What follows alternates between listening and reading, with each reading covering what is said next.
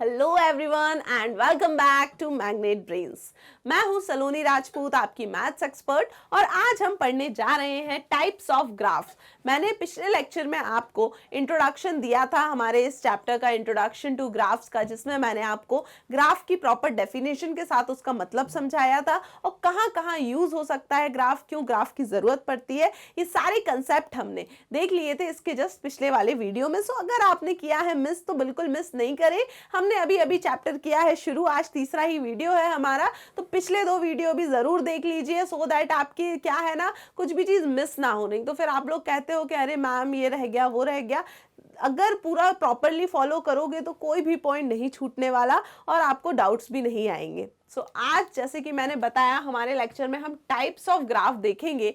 वैसे तो बहुत तरह तरह के ग्राफ होते हैं, इतना आप इमेजिन भी नहीं कर सकते, इतने सारे ग्राफ्स आपको बता सकते हैं। पर अभी क्लास 8 के हिसाब से हम जैसे कि शुरुआत कर रहे हैं, चैप्टर का नाम ही है इंट्रोडक्शन टू ग्राफ, यानी कि अभी आपको बस ग्राफ से रूबरू करवाया जा रहा है कि देखो बच्चों ऐसी भी कोई चीज होती है दुनिया में। सो वही चीज हमको देखनी है। सो अभी हम बेसिक देखेंगे ग्राफ, छोटे छोटे ग्राफ जो हमें क्लास 8 के लेवल पे देखना है। फिर जरूरत लगेगी तो मैं आपको थोड़े से बड़े वाले ग्राफ भी बता दूंगी आउट ऑफ सिलेबस, बट अभी हम सिलेबस के अंदर ही चलते रहेंगे। तो हमें सिलेबस के हिसाब से अब बार ग्राफ देखने हैं। बार ग्राफ्स क्या होते हैं देखिए। बार ग्राफ, अब सबसे पहले बार ग्राफ अगर आप समझना चाह रहे हो तो बार क्या होता है ये समझना पड़ेगा। क्या ना मैम, ग्राफ तो पता चल गया लेकिन उसको बार ग्राफ क्यों बोला गया। तो देखिए बार कुछ इस टाइप के शेप्स को हम बोलते हैं। ये जैसे कि आप चॉकलेट्स खाते हैं, ठीक है, कौन सी, डेयरी मिल्क हो गई, मिल्की बार हो गई है, बहुत अच्छा एग्जाम्पल है ये जो मिल्की बार चॉकलेट आती है। Why it is called milky bar.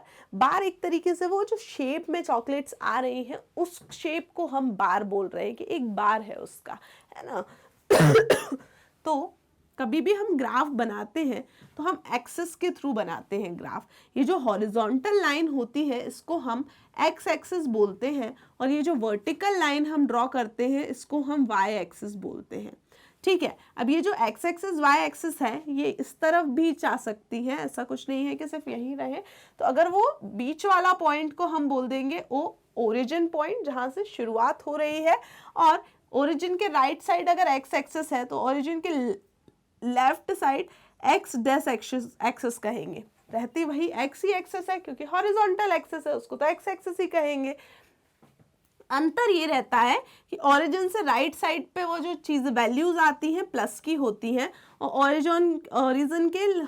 Origin के लेफ्ट साइड पे जो वैल्यूज होती हैं वो नेगेटिव होती है ना। यानी कि अगर 0 से शुरू कर रहे हैं तो यहाँ हम 1 2 3 4 5 लिखेंगे, जबकि इस तरफ हम -1 -2 -3 -4 -5 एंड सो ऑन।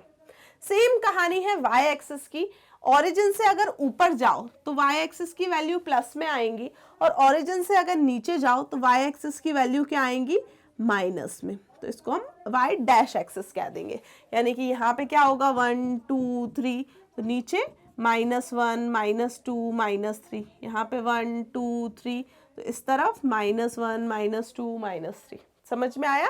इसको मैं और बहुत अच्छे से समझाऊंगी जब आपको कोऑर्डिनेट वाला पार्ट समझाऊंगी मैं, कोऑर्डिनेट पॉइंट एंड सब, उसमें ज्यादा जरूरत है। अभी हम सिर्फ बार समझ रहे हैं, तो बार में मैं बता रही थी आपको कि क्या है एक्चुअली, कि ये जो ग्राफ हम बना लेते हैं, फिर जैसे कि यहां से शुरू किया मैंने, ये एक बार, ये दूसरा बार, ये तीसरा बार, चौथा बार एंड सो ऑन। तो ये जो बन रहे हैं ये बोलते हैं हम इनको बार्स, बार ग्राफ। इनको ऐसे टाइप का जो ग्राफ बन रहा है उसको बार ग्राफ बोलते हैं। अब किस सिचुएशन में हम बार ग्राफ का यूज करते हैं वो मैं आपको अलग से जब हम बार ग्राफ समझेंगे तब बताऊंगी। अभी हम छोटा छोटा समझते चल रहे हैं हर ग्राफ को, क्योंकि कहानी आती है फिर डबल बार ग्राफ की।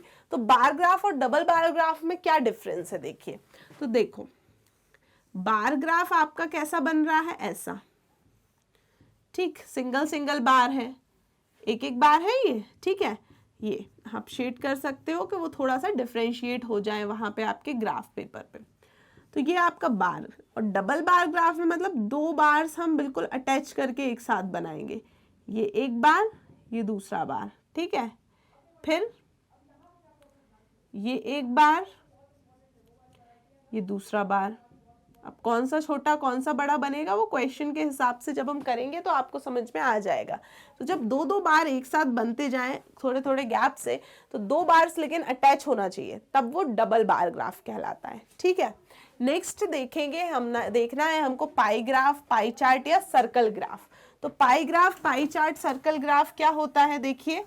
सर्कल ग्राफ बोलते हैं हम उसको, पाई ग्राफ बोलते हैं हम उसको, पाई चार्ट बोलते हैं, तीनों चीजें एक ही का नाम है। अगर एक सर्कल है और उस सर्कल के अंदर क्या है, कुछ डिविजन्स हैं,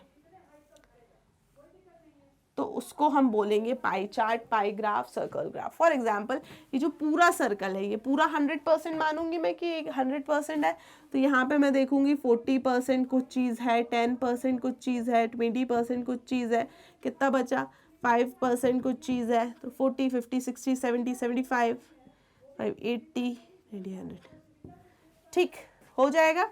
25, 5, 30, 30 और 20, 50, और ये 50 पूरा 100% ही होना चाहिए भाई। एक पूरा 100% मान के चलेंगे हम एक सर्कल को, तो हम मान लेंगे कि इसमें 20% क्या है, कुछ भी कि 20% लोग फुटबॉल पसंद करते हैं, ठीक है, 40% लोग क्रिकेट पसंद करते हैं, 10% लोग हॉकी पसंद करते हैं, 25% लोग बास्केटबॉल पसंद करते हैं, और 5% लोग कबड्डी पसंद करते हैं।